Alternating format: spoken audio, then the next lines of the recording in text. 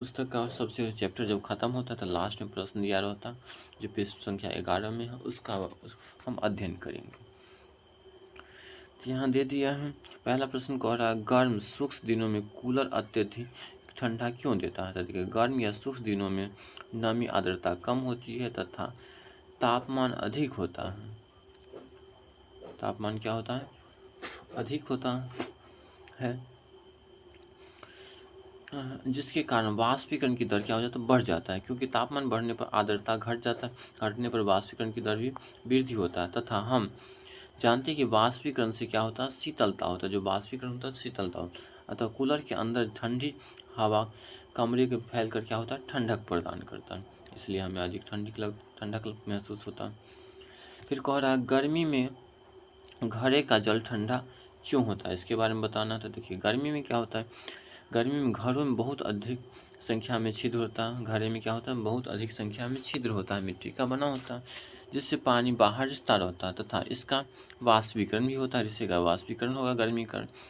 इसी तरह मटके के ऊपर पानी बाहर आ जाता है और वाष्पीकरण में कम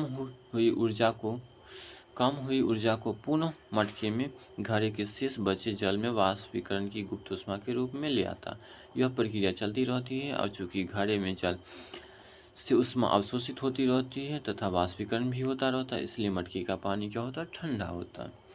चलते हैं प्रश्न संख्या 3 की तरफ।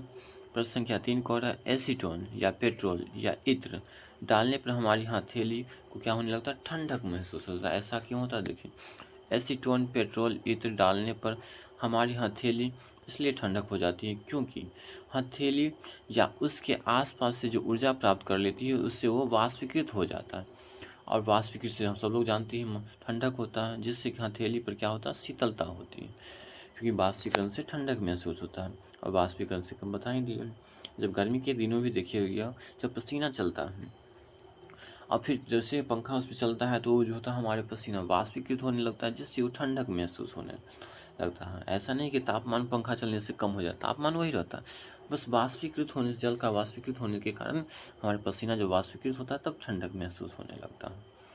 चलते हैं प्रश्न संख्या 4 की तरफ। 4 कह रहा हूँ कप की अपेक्षा प्लेट से हम गर्म दूध या चाय क्यों पी लेते हैं। तो देखिए क्षेत्रफल बढ़ने के कारण क्या होगा? उसका वाष्पीकरण की दर वृद्धि होगा, जबकि क्षेत्रफल कम होगा तो वाष्पीकरण की दर भी कम हो जाता है। ऐसा क्यों? देखिए यहाँ लिखा ऐसा क्योंकि प्लेट की सतह का क्षेत्रफल कप की क्षेत्रफल की तुलना में अधिक होता है, और जितना अधिक सतही क्षेत्रफल होगा वाष्पीकरण भी उतना ही जल्दी होगा, जिससे दूध या चाय ठंडा